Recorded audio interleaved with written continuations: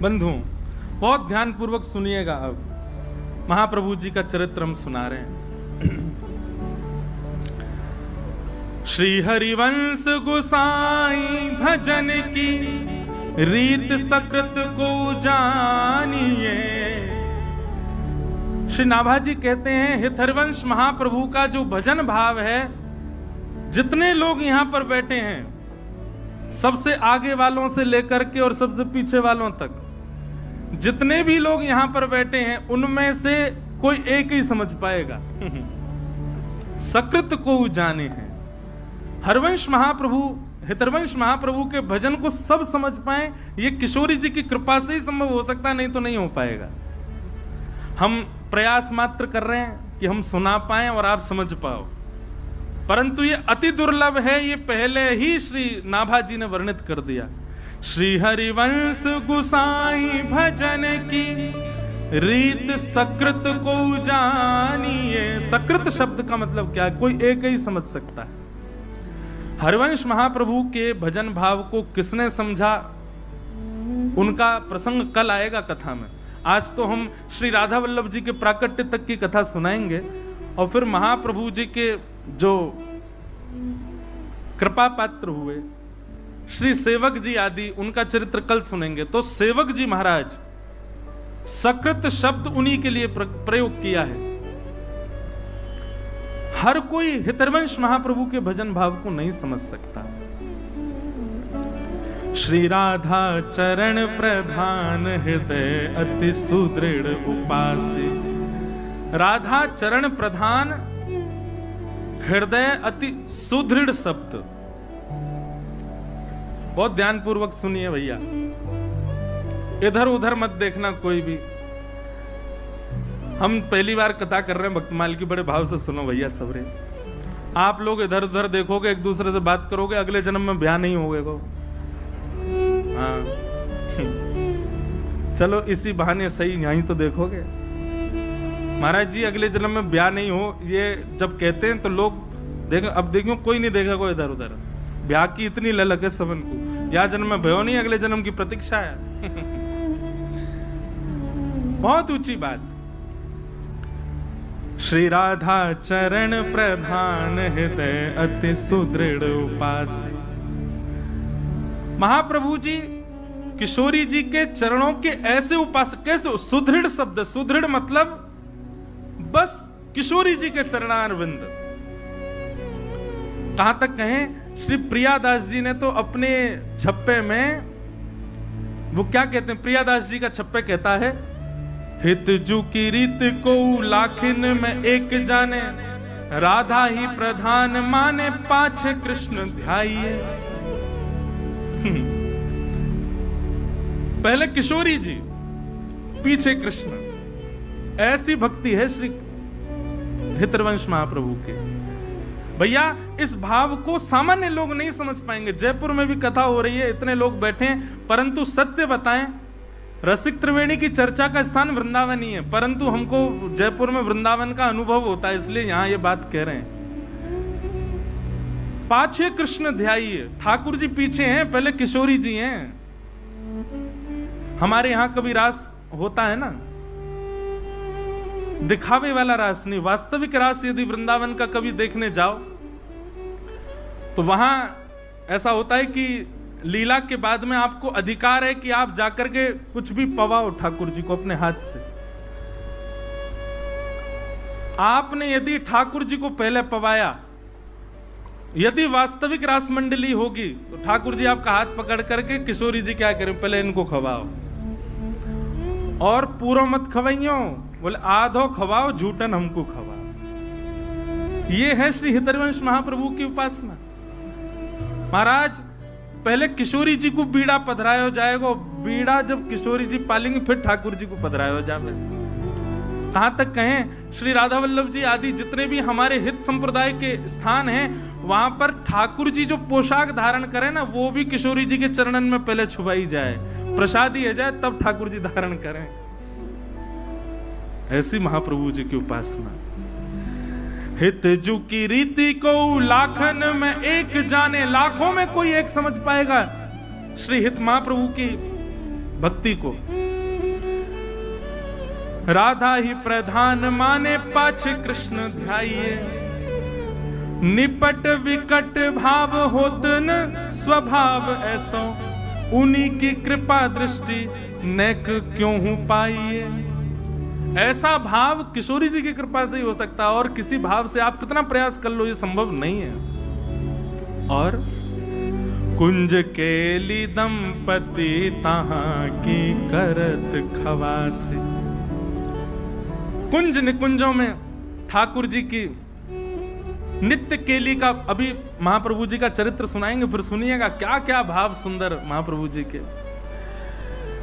सर्वस महाप्रसाद प्रसिद्धता के अधिकारी, हितरवंश महाप्रभु का एक ही नियम है, क्या कि महाप्रभु जी ठाकुर जी का ही प्रसाद पाते हैं।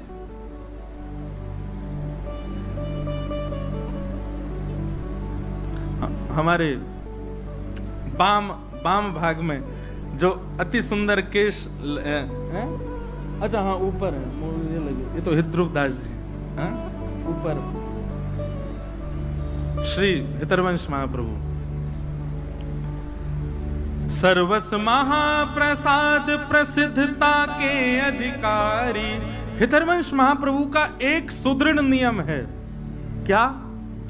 ठाकुर जी के प्रसाद से इतर कुछ ग्रहण ही नहीं करते।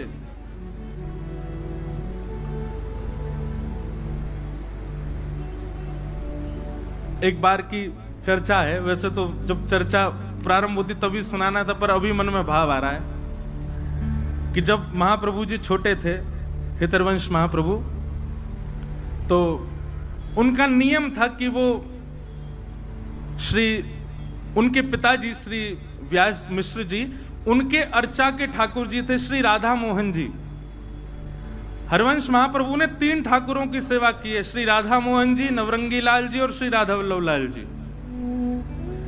तो इनके पिताजी के ठाकुर जी थे श्री राधा मोहन लाल जी।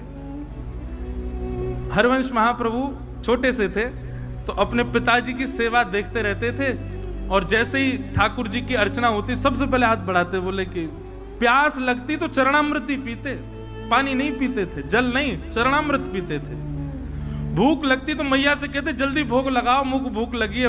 मैया कहती तू खा ले कुछ, बोले नहीं पहले भोग लगाओ। किशोरी जी ठाकुर जी भोग पालेंगे तभी पाऊंगा, नहीं तो भूखो रहूंगा। एक ऐसी लीला चर्चा सुनाई जाती बड़ी मधुर कि एक बार छोटे से हैं हरिवंश जी, रात्रि में बहुत जोर की भूख लगी और महाराज उठ करके बैठ गए, रोने लगे जोर जोर से। रोते रोते मैया से कहे, बोले मैया मुझको भूख लगी, कछु पवाओ। पिताजी मुझको भूख लगी, कुछ खिलाओ। जैसे आजकल के बालों को कुछ भी दे दें तो ऐसे ही कुछ ले आए, बोले लो खा लो। बोले नहीं पहले भोग लगाओ। माताजी पिताजी बोले रात के 1:30 बज रहे हैं, 2 बज रहे हैं। अब उस समय घड़ी तो नहीं होगी, पर हाँ ये कही होगी अर्धरात्रि हो रही लाला, ठाकुर जी शयन कर रहे हैं, उनको उठा के भोग कैसे लगाए? बोले नहीं नहीं नहीं मुझे तो भूख लगी है। अब बोले इसको भूख लगी है और ठाकुर जी को उठा नहीं सकते हो, खाएगा भोग ही। दूध ला करके रख दिया, बोले ले इसको पी ले। महाप्रभु बोले नहीं पहले ठाकुर जी का भोग लगाओ। ठाकुर जी का यदि भोग नहीं लगा होगा तो ग्रहण नहीं करेंगे। रोते रोते रोते रोते खूब समय बीत गयो। पिताजी माताजी भी परेशान, बोले सोनी नहीं दे रहा, क्या करें? खा कुछ रहा नहीं है, पी कुछ रहा नहीं है, भोग लगा के ही पाएगो। आहा, महाराज श्री हरिवंश जी की रुदन सुनकर के सेज पर पौड़े भय ठाकुर जी उठ गए और उठ करके श्री जी को उठा रहे, बोले श्री जी उठो। सेवा के राधा मोहन जी। श्री जी बोली क्या हुआ? अभी तो उठवे को समय ना है भयो, अभी तो भोर ना भई, अभी तो मंगला को समय ना भयो, आप काय को उठाए रहे हो? बोले रुदन ना सुन रही, हरिवंश बालक रो रहे हो बहुत जोर से। श्री जी बोली काय को रो रहे हैं हरिवंश जी? बोले भूख लगी है। अब आपको तो नियम है, वो तो हमारो ही शीत प्रसादी पावे, हमारो ही चरणामृत ग्रहण करे, हमारो ही चरणोदक प्राप्त करे, वहां के अलावा तो कुछ लेवे ना। अब रात्रि में बालक छोटो भूख लगी आई है। ठाकुर जी किशोरी जी बोली अब क्या करें? अभी तो मंगला में समय है, लेकिन समय तक यदि प्रतीक्षा करी तो बेचारो प्यासो बालक कितनो रोवेगो। सो ठाकुर जी सेज से उतरे और अपनी झारी, जल पीवे वाली झारी, वही से ही किशोरी जी को कही कि पाम लटका लो नीचे। किशोरी जी पाम लटका के बैठ गई ठाकुर जी, और ठाकुर जी अपनी झारी जीते ही अपने चरणन को धो रहे हैं, स्वयं ही अपनो चरणामृत प्रदान कर रहे हैं, स्वयं ही अपनो चरणामृत निकाल रहे हैं। पास में बंटा भोग रखो, ठाकुर जी गए बंटा भोग उठा के लाए, खोल करके किशोरी जी के मुख में पवाए और स्वयं पायो, वहां को भोग निकाल करके सामने धर दियो। आज ठाकुर जी और किशोरी जी ने अपने आप ही श्रृंगार कर लिया, अपने आप ही एक दूसरे को सुंदर भाव सजा करके और सेज पे ही दोनों बैठ गए। 3 साढ़े 3 बजे जो समय हो तो सुबह मंगला करवे को श्री व्यास मिश्र जी तुरंत गए मंदिर में जाकर के कपाट खोले, और जैसे कपाट खोल करके देखी तो कहा पाए ठाकुर जी तो बैठे हुए हैं, अपने आप ही टेढ़ों से श्रृंगार कर लिया है, यहाँ तक कुंडल भी उतर रहे हैं, थोड़े थोड़े वस्त्र भी उधरे उधरे से दिख रहे हैं, और तभी कहा देखो नीचे पात्र में चरणामृत भी रखो है, चरणोदल भी कर दियो है, और पास में बंटा जी भी खुले हुए हैं, दोनों उनकी दतुइयां लगी हुई हैं, नेक नेक पाए लियो है। आहा, ये दृश्य देख करके व्यास मिश्र जी तो आनंदित हो गए, तुरंत गए और जाकर के चरणामृत और भोग ले जाकर के हरिवंश बालक को प्रदान किए, तुरंत पा लियो। पा करके बालक तो सो गयो, लेकिन माता पिता दोनों नेत्र सजल और ठाकुर जी को देख रहे हैं कि हम तो विचार कर रहे हैं ठाकुर जी को कैसे उठाएं, पर हरिवंश जी को रुदन सुनकर के ठाकुर जी स्वयं उठ गए, स्वयं अपनो चरणामृत निकाल लियो, स्वयं अपनो श्रृंगार कर लियो, स्वयं भोग लगा के और स्वयं तैयार है के सेज पर विराजमान है गए। वादना श्रृंगार नहीं भयो, वादना मंगला आरती ना भई। बोले क्यों? आज ठाकुर जी ने अपनी मंगला खुद ही कर ली है। क्यों? हरिवंश जी को भूख लगी। किस लिए? क्योंकि उनका नियम है कि वो ठाकुर जी के प्रसाद के अलावा कुछ नहीं पाते। इसीलिए श्री भक्तमाल जी में कह रहे हैं, सर्वस महाप्रसाद प्रसिद्ध ताके अधिकारी। महाप्रसाद की महिमा, मैं तो ये बात कहता हूं कथा में, आप एक नियम लोग नियम कौन से धारण करते हैं जिससे उनको पुण्य प्राप्त हो?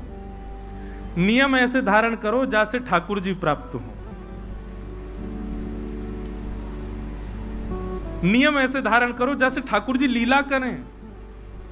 अब वो नियम भी हम बता दें तो फिर नियम का बात, अपने आप ढूंढो। ऐसा कौन नियम करें जैसे ठाकुर जी प्राप्त हो?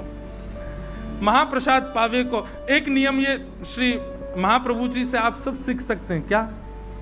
आज के बाद जो ठाकुर जी को अर्पित नहीं है उस वस्तु को लेना ही नहीं है, ग्रहण ही नहीं करना है। चाहे भूखे रहे आएंगे, चाहे प्यासे रहे आएंगे, पर जो ठाकुर जी को भोग ना लगाई गई हो, जो ठाकुर जी को ना पधराई गई हो, ऐसी वस्तु को अस्वीकार करो। ये नियम आप धारण कर लो, श्री महाप्रभु जी से यही सीख लो, उसी की कृपा से ठाकुर जी प्रकट हो जाएंगे। तो विधि निषेध नहीं दास अनन्य उत्कट व्रतधारी, व्यास सुवन पथ अनुसरे सोई भले पहचानिए, श्री हरिवंश गुसाई भजन की रीत सकृत को जानिए। ऐसे श्री हितरवंश महाप्रभु, उनको हम बारंबार प्रणाम करते हैं और उनके मंगल चरित्र को जितना यथामति रसिक जनों की कृपा, संत जनों की कृपा से श्री राधा सरस बिहारी जी के चरणों में अर्पित करते हैं। ध्यान पूर्वक सब लोग सुनिएगा।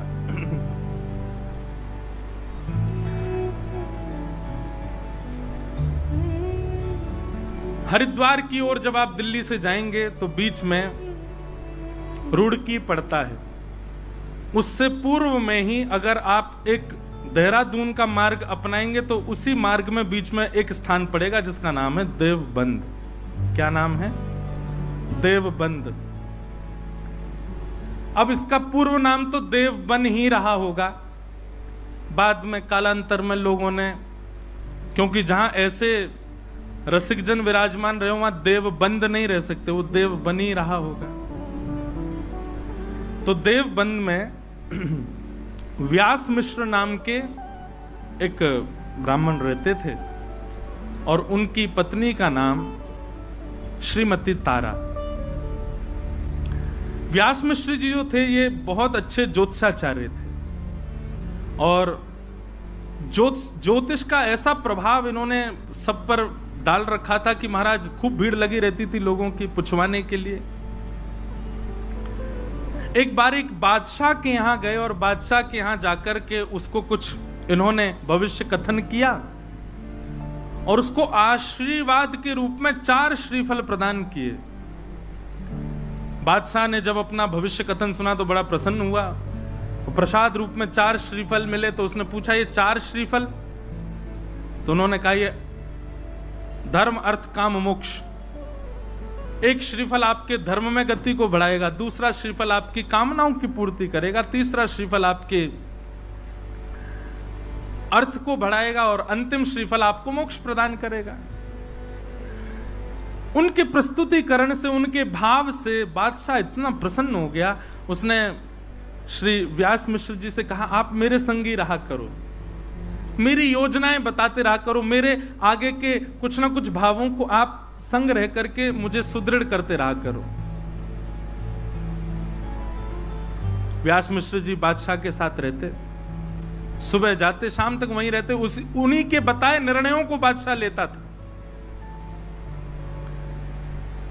व्यास मिश्र जी के बड़े भाई श्री नृसिंह आश्रम जी महाराज ये सन्यासी थे। एक बार आप वृंदावन जा रहे थे और बीच में ही देवबंद पड़ा। तो जैसे ही आप देवबंद से निकले तो अनेक भक्त जनों ने जाकर के स्वागत सत्कार किया, उनसे कहा कि महाराज आपके छोटे भाई भी यहां रहते हैं, एक रात्रि यहां विश्राम कर लीजिए। बहुत ध्यानपूर्वक सुनिएगा। नृसिंह आश्रम जी बहुत सबके याचना करने पर रुक गए। सब प्रणाम करने आए तो व्यास मिश्र जी अपनी पत्नी तारा के साथ में, बड़े भैया हैं, प्रणाम करने आए, प्रणाम किया, दोनों को आशीर्वाद दिया। जैसे ही प्रणाम करके उठे तो नृसिंह आश्रम जी ने व्यास मिश्र जी के ललाट को देखा और देख करके बोले चिंता की रेखाएं दिख रही हैं, बहुत चिंतित लग रहे हो आप, क्या बात है? अत्यंत संकोच के साथ सकुचाए भाव से निवेदन किया, सब कुछ है भैया, सब कुछ है आपकी कृपा से, गुरुदेव की कृपा से, भगवत कृपा से सब कुछ है, पर हरिभक्त परायण एक संतान नहीं है। नृसिंह आश्रम जी हंसने लगे, बोले तुम पूरी दुनिया का भविष्य बताए फिरते हो, अपना भविष्य नहीं देख पा रहे। और रही बात भाई संतान नहीं है तो इसको भगवत प्रसाद मानो, दोनों ही भजन करो, मत पड़ो उस भाव के पीछे। मैं कथा में एक बात कहा करता हूं, प्रकृति आपको जो सहज रूप से दे दे उसको स्वीकार करो।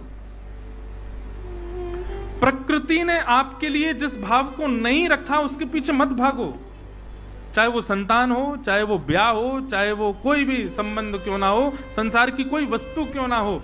आप प्रकृति के पीछे दौड़ करके, भाग करके, दुनिया भर के क्रियाकलाप करके, दुनिया भर के जो है तंत्र मंत्र करके और योजनाएं बना करके अगर किसी वस्तु को पालोगे, प्रसन्न नहीं रह पाओगे। इसलिए प्रकृति जो दे उसको स्वीकार करो। पर यहां पर महाराज जी एक प्रश्न उठता है, ऐसे तो नंद यशोदा के भी लाला नहीं थे, उन्होंने भी तीर्थों में जा जा करके खूब प्रार्थना करी। हमारे नाना जी एक बात कहते थे। अच्छा एक बात बताएं, ये कथा हमारे नाना जी करने वाले थे। लोकेश भैया बता रहे, बोले मैंने नाना जी से कहा था कि आप कथा सुनाओ, तो नाना जी बोले करेंगे करेंगे करेंगे।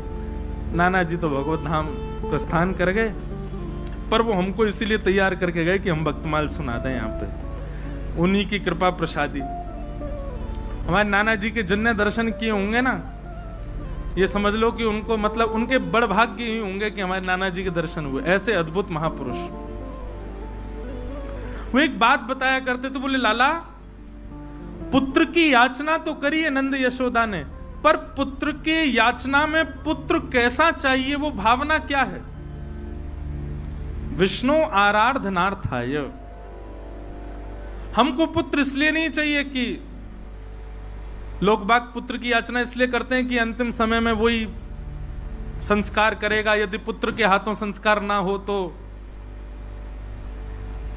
ऐसा कहते हैं पुम नामक नरक में जाना पड़ता है।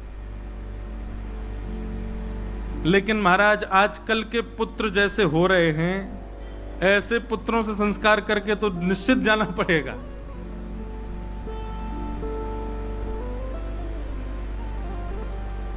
पुजमलू पीठ वाले महाराज जी एक चरित्र सुनाते हैं एक भक्त का। वो कुंज बिहारी लाल जी को ही अपना पुत्र मानते थे और कहते थे मेरा कुंजो बेटा, कुंजो बेटा, कुंजो बेटा कह करके। अब देखो बात तो कोई भी कह लेगा, मेरे ठाकुर जी, मेरे लाल जी, मेरे सखा हैं, मेरे पुत्र हैं, पर मानते कितना हो? कहने की बात है कि भाई प्रकृति जो दे उसको स्वीकार करो, जो ना दे उसके लिए ज्यादा प्रयास मत करो। लेकिन फिर भी प्रयास करना है तो याद रहे ठाकुर जी को वचन देना कि नाथ मुझे ये वस्तु दे दो, मैं आपको वचन देता हूं आपके चरणों में ही अर्पित रहेगी, तो वो वस्तु मिल जाएगी। और वही भाव रखा। नरसिंहदेव जी के चरणों में सबने प्रणाम करते हुए कहा व्यास मिश्र जी ने कि हमें एक पुत्र की प्राप्ति हो, भगवत परायण पुत्र हो, भक्ति परायण पुत्र हो। तो नरसिंह आश्रम जी बोले कि तुम सबका भविष्य देखते हो, अपना भविष्य नहीं देख पाए, और मुझे तो दिख रहा है कि तुम्हारे संतान का योग नहीं है। अब तक तो व्यास मिश्र जी बोल रहे थे, लेकिन तारा माँ ने थोड़ी सी प्रार्थना करते हुए हाथ जोड़ के कहा, बोले भगवान यदि सब विधि का विधान है, सब पूर्व से ही नियोजित है, तो फिर आप जैसे संतों के पीछे इतनी भीड़ क्यों लगी रहती है? आप जैसे संतों को इतना लोग प्रणाम क्यों करते हैं?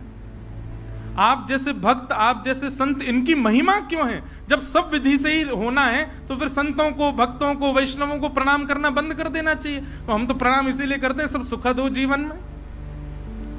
और जब सब विधि पर ही आश्रित है तो फिर भक्त, वैष्णव, संतों के चरण रज की क्या महिमा रह गई? तारा जी की ये बात नरसिंह आश्रम जी के चित्त को लगी। बहुत सावधानी, सब लोग इधर देखो, पीछे वाले भी, सब लोग भाव से कथा सुनो।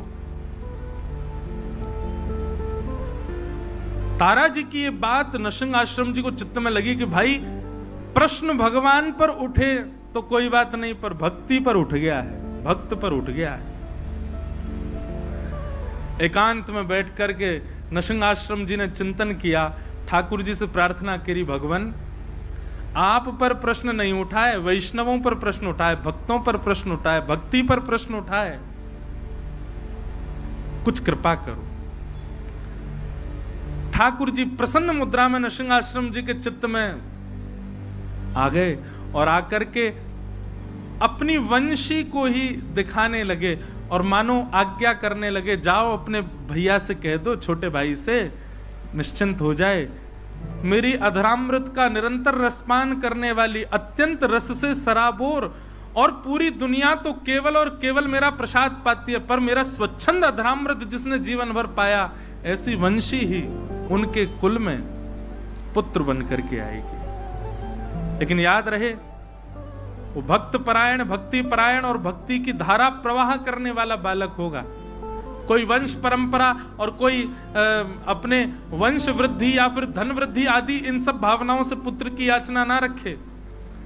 भक्ति का वर्धन करने वाला पुत्र उनके कुल में होगा, मेरी वंशी ही पुत्र बन करके आएगी, आज्ञा कर दीजिए। नरसिंह आश्रम जी व्यास मिश्र जी के पास गए और हृदय से लगाते हुए कहा, ठाकुर जी ने आज्ञा की है, चिंता मत करो, आपके घर ठाकुर जी की वंशी ही पुत्र रूप धारण करके आएगी, पर भक्ति वर्धन करने वाली यही भावना उसके चित्त में होगी, वो भक्ति का वर्धन करने वाला बालक होगा।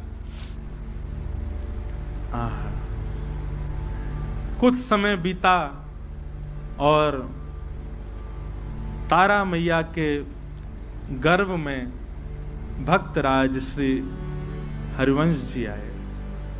महाराज जी इतना सुंदर वर्णन है चरित्र में कि जैसे वो कहते हैं, जा दिन से हरि गर्भ ही आए। हमने कौशल्या मैया के बारे में सुना है, हमने देवकी मैया के बारे में सुना। जब से ठाकुर जी गर्भ में आए तब से मैया को अच्छा अच्छा अनुभव होने लगा, सुंदर सुंदर भाव होने लगा। पर यहां पर कितना सुंदर भाव बताया कि जब से श्री हितरवंश महाप्रभु तारा मैया के गर्भ में पधारे, तब से तारा मैया को वृंदावन की स्मृति होती है। रात्रि में सोते सोते मानो उठ के बैठ जाती हैं, श्री वृंदावन श्री वृंदावन श्री वृंदावन श्री वृंदावन श्री वृंदावन। व्यास मिश्र जी उठ के बैठ जाते, देवी क्या हुआ? बोले कैसी सघन कुंज है ना, कैसी लता द्रुम है ना, कैसी सुंदर कलकल करती यमुना जी बह रही है ना, कैसा सुंदर गिरिराज पर्वत है, मानो ब्रज की स्मृति हो रही है। और फिर नेत्र खुल जाते हैं तो नेत्रों से अश्रुपात होने लग जाता है, रुदन विरह भाव।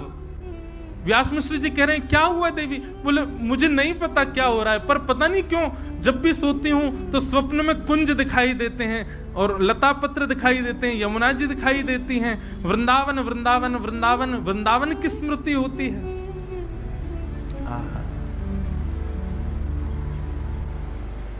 ऐसो श्री वृंदावन। अब तो वो रोज व्यास मिश्र जी से कहती हैं कि आप एक बार हमको वृंदावन ले चलो। व्यास मिश्र जी बोले ठीक है, मैं राजा से बात करूंगा, अवकाश मिलेगा तो चलेंगे।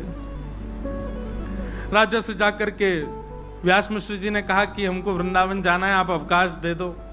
तो राजा ने कहा अरे आप क्यों जाएंगे, हमारा आगरा जाने का कोई योजना बन रही है, तो हम जाएंगे, पूरी व्यवस्था के साथ जाएंगे, तो हमारे संग ही चल देना।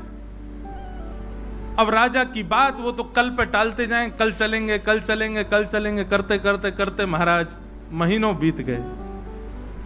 और श्री राधा वल्लभ लाल की राजा तो रोज कहें कि भैया आप चलेंगे, पर समय बीतता गया। रोज तारा मैया कहती हैं कि हमको वृंदावन ले चलो, मुझे बहुत विरह होता है, बहुत स्मृति होती है वृंदावन की, बहुत याद आती है, एक बार दर्शन करा लाओ वृंदावन का। जब अंतिम माह चल रहा था, बस अब प्रकट होने ही वाला है बालक, उस स्थिति में मां आ चुकी हैं, तब राजा आकर के कहता है व्यास मुझसे, बोले हमारी आगरा की योजना बन गई है, चलो। वृंदावन भी अपनी योजनाएं बना करके सबको बुलाता है, अपने आप कोई नहीं जा सकते। पहले चली जाती अगर तारा मैया, तो फिर महाप्रभु जी का जन्म ब्रज में कैसे होता। 9वां महीना प्रारंभ हुआ और तभी राजा बादशाह ने कहा कि हमारी आगरा जाने की योजना बनी, व्यास मिश्र जी आप तैयारी करो, चलेंगे वृंदावन, आपको छोड़ देंगे, आप दर्शन कर लेना। व्यास मिश्र जी बोले अब तो असंभव है, अब तो बालक आने वाला है। बोले आप चिंता मत करो, रानियों जैसी व्यवस्था करेंगे, पालकी में लेकर के, बिल्कुल कोई दिक्कत नहीं होगी, सखी सहचरियां और सब बढ़िया व्यवस्था करके ले चले, पलकों पे लेके चलेंगे, आपकी पत्नी को लेके चलो। व्यास मिश्र जी का मन तो थोड़ा कम था, जैसे घर जाके तारा जी से कहा कि बादशाह ने आज कहा है आगरा जाने के लिए, वो तो पीछे ही हाथ पकड़े, बोले नहीं फिर तो चलेंगे। बोले तुम्हारी स्थिति, बोले मैं संभाल लूंगी, पर ले मुझे वृंदावन ले चलो। और बादशाह के उस टोली के साथ में व्यास मिश्र जी और तारा मैया आगरा के मार्ग की ओर प्रस्थान करने लगे। तभी बीच में पड़ा श्री वृंदावन। वृंदावन में प्रवेश किया। बंधुओं, ये उस समय का वृंदावन है जब वृंदावन में ठाकुर जी प्रकट रूप से कहीं विद्यमान नहीं थे। केवल और केवल यमुना जी, व्रज की कुंज लता, ब्रजरज, गोवर्धन नाथ जी, केवल यही हैं, और कोई ज्यादा मंदिर आदि कुछ थे नहीं वृंदावन में। भोर के समय गए, वृंदावन में प्रवेश करते रोंगटे खड़े होने लगे, नेत्र सजल होने लगे। ये स्थिति व्यास मिश्र जी ने कभी देखी नहीं तारा मैया की। यमुना जी में जाकर, यमुना जी के पुलिन पर जाकर के बैठी, मानो घंटों तक यमुना जी को निहार रही हैं। लता पत्रों को स्पर्श करती हैं तो मानो ऐसा लगता है इनसे कोई संबंध है। अब ये सब भावना मैया की नहीं है, गर्भ में बैठे बालक की।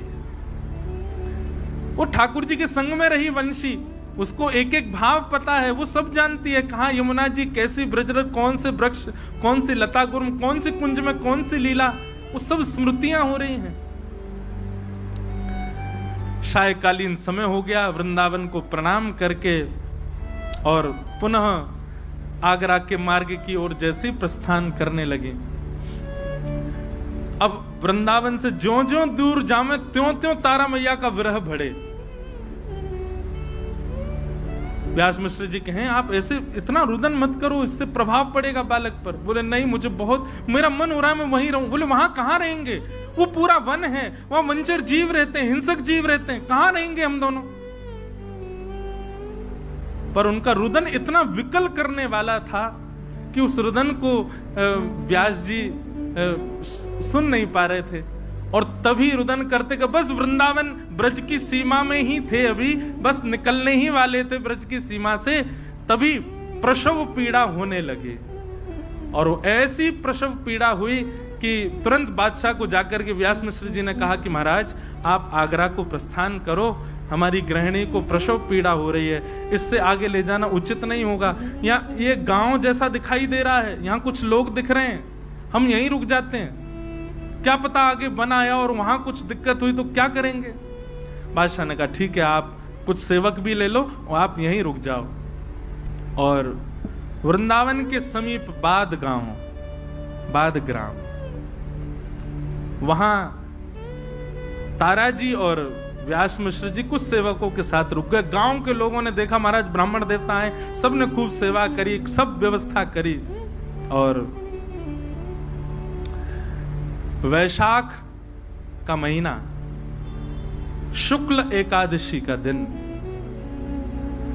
वैशाख शुक्ल एकादशी, और जैसे ही भोर का समय हुआ है, भोर के सूर्य उदित होने वाले हैं, यहां तो पृथ्वी पर सूर्य उदित हुए हैं और वहां तारा मैया की कोख से हमारे ब्रजमंडल के निधि श्री राधा वल्लभ लाल जी को विराजमान करने वाले परम वैष्णव परम भक्त शिरोमणि श्री हितरवंश महाप्रभु जी का प्रादुर्भाव हुआ।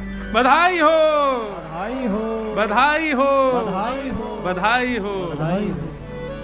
आहा, ऐसे नेक्से से लाला प्रकट भय हैं। हमारे सरस कुंज के आचार्यों ने, मैं आज देखो कितनी ऊंची बात, हमारे सरस कुंज के आचार्यों ने ग्रंथों में आचार्यों की बधाई गाई। मैंने भैया से पूछी, मैंने कि राधा वल्लभ जी की बधाई थी, बोल राधा वल्लभ जी की नहीं, आचार्यों की है। मैंने कहा यही तो कृपा प्रसाद है। और यहाँ अब हम कुछ बधाई गायन करें ने का महाप्रभु जी प्रकट में, फिर महाप्रभु जी की लीला सुनकर फिर राधा वल्लभ जी को प्राकट्य हुए को। आहा,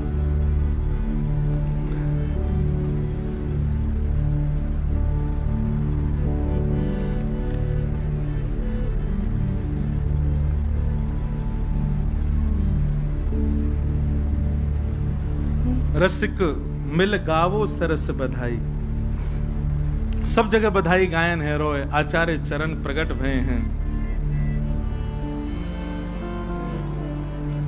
रसिक मिल गावो सरस बधाई, रसिक मिल गावो सरस बधाई, रसिक मिल गावो सरस बधाई, रसिक मिल गावो सरस बधाई। श्रीमत हित हरिवंश रसिक वर, श्रीमत हित हरिवंश रसिक वर, श्रीमत हित हरिवंश रसिक वर, श्रीमत हित हरिवंश रसिक वर। हे भूतल प्रगटो भाई, रसिक वर गाओ सरस बधाई, रसिक वर गाओ सरस बधाई, रसिक वर गाओ सरस बधाई, रसिक मिल गाओ सरस बधाई। श्रीमत हित हरिवंश रसिक वर, श्रीमत हित हरिवंश रसिक वर। भूतल प्रकटे भाई, रसिक वर, रसिक वर, रसिक वर गाओ सरस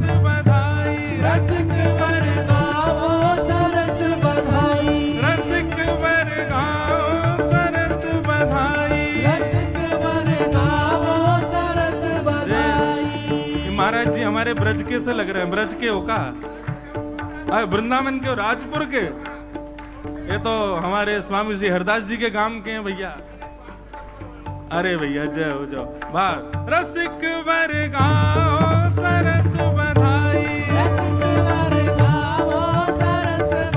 श्रीमत हित हरिवंश रसिक वर, श्रीमत हित हरिवंश रसिक वर। हाँ भूतल प्रकटे भाई, रसिक मिल गाओ सरस बधाई, रसिक मिल गाओ सरस बधाई, रसिक मिल गाओ सरस बधाई, रसिक मिल गाओ सरस बधाई। हे शुभ वैशाख मास मन भावन, एकादशी सुहाई, शुभ वैशाख मास मन भावन, एकादशी सुहाई। शुक्ल पक्ष सुंदर शोभा निशि, शुक्ल पक्ष सुंदर शोभा निधि, शुक्ल पक्ष सुंदर शोभा निधि, शुक्ल पक्ष सुंदर शोभा लियो जन्म है सुखदाई। रसिक मिल, रसिक मिल, रसिक मिल गाओ सरस बधाई, रसिक मिल गाओ सरस बधाई, रसिक सब गाओ सरस बधाई, रसिक सब गाओ सरस बधाई। श्रीमत हित हरिवंश रसिक वर, श्रीमत हित हरिवंश रसिक वर। हाँ भूतल प्रकटे भाई, रसिक मिल गाओ सरस बधाई, रसिक मिल गाओ सरस बधाई, रसिक मिल गाओ सरस बधाई, रसिक मिल गाओ सरस बधाई। आप में से वृंदावन राधा वल्लभ जी के दर्शन कौन कौन ने किए हैं बताओ? और आज जिनने राधा वल्लभ जी हमको प्रदान किए उनको उत्सव मन रहा और ऐसे बैठे हो सब रे? अरे ठाकुर के उत्सव में तो सब नाचे, रसिकन के भक्तन के उत्सव में नृत्य करो भुजा उठा के। रसिक मिल, रसिक मिल, रसिक मिल गाओ सरस बधाई, रसिक मिल गाओ सरस बधाई, रसिक मिल गाओ सरस बधाई, रसिक मिल गाओ सरस बधाई। हे श्रीमन मोहन कर में वंशी, राखत हेतु बढ़ाई, श्रीमन मोहन कर में वंशी, राखत हेतु बढ़ाई।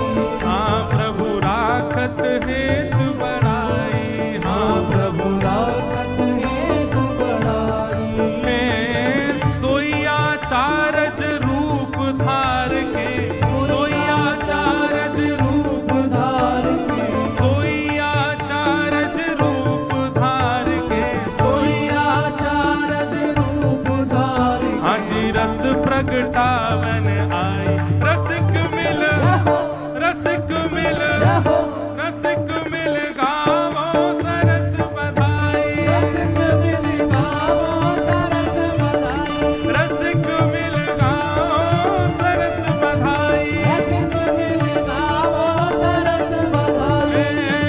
जय जय राधा वल्लभ हित हरिवंश, जय राधा वल्लभ हित हरिवंश, ओ जय जय राधा वल्लभ प्यारो हरिवंश, जय जय राधा वल्लभ प्यारो हरिवंश, ओ जय जय राधा वल्लभ श्री हरिवंश, जय जय राधा वल्लभ श्री हरिवंश, ओ जय जय राधा वल्लभ प्यारो हरिवंश, जय जय राधा वल्लभ प्यारो हरिवंश, ओ जय जय राधा वल्लभ हित हरिवंश, जय राधा वल्लभ हित हरिवंश, ओ जय जय राधा वल्लभ हित हरिवंश, जय राधा वल्लभ हित हरिवंश। हे जग जीवन उद्धारण कारण, श्यामा श्याम पठाई, जग जीवन उद्धारण कारण, श्यामा श्याम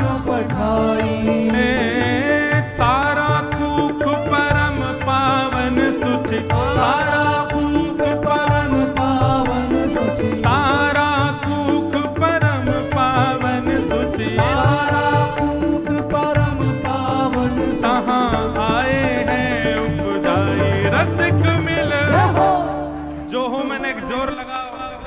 श्री गोविंद देव जी को भी पता चले कि आचार्य उत्सव है रो रसिक मिल गावो सरस बधाई रसिक मिल गावो सरस बधाई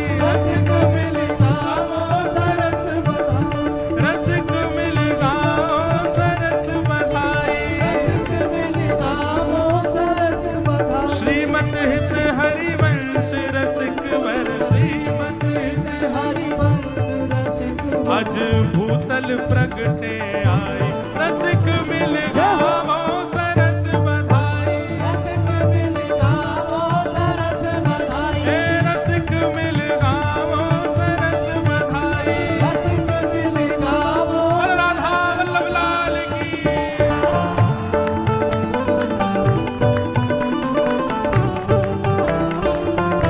बधाई हो।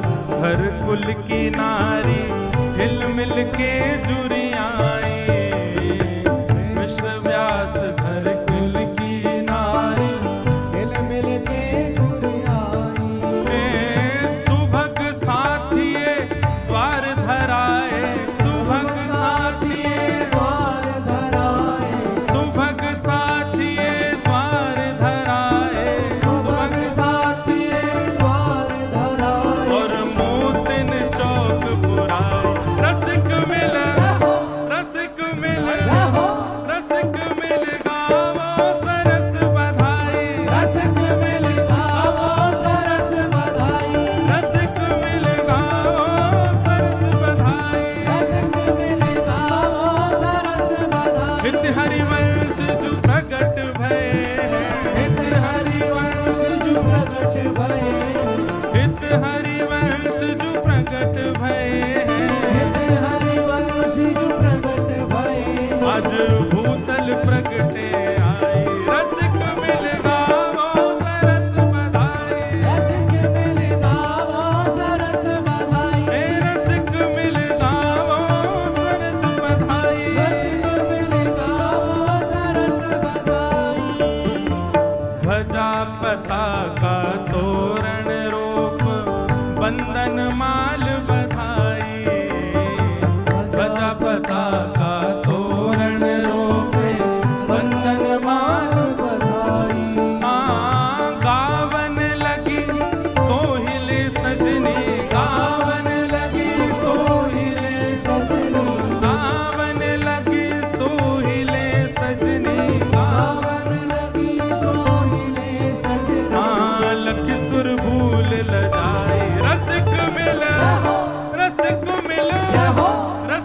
मिल गावत सरस बधाई रसिक मिल गावो सरस बधाई रसिक मिल गावो सरस बधाई रसिक मिल गावो सरस बधाई रसिक मिल गावो सरस बधाई रसिक मिल गावो सरस बधाई नौबत भजन लगी अतिलोनी छम छम मुदत बनाई नौबत भजन लगी श्री राधा वल्लभ लाल की सहनाई नौबत भजन लगी आज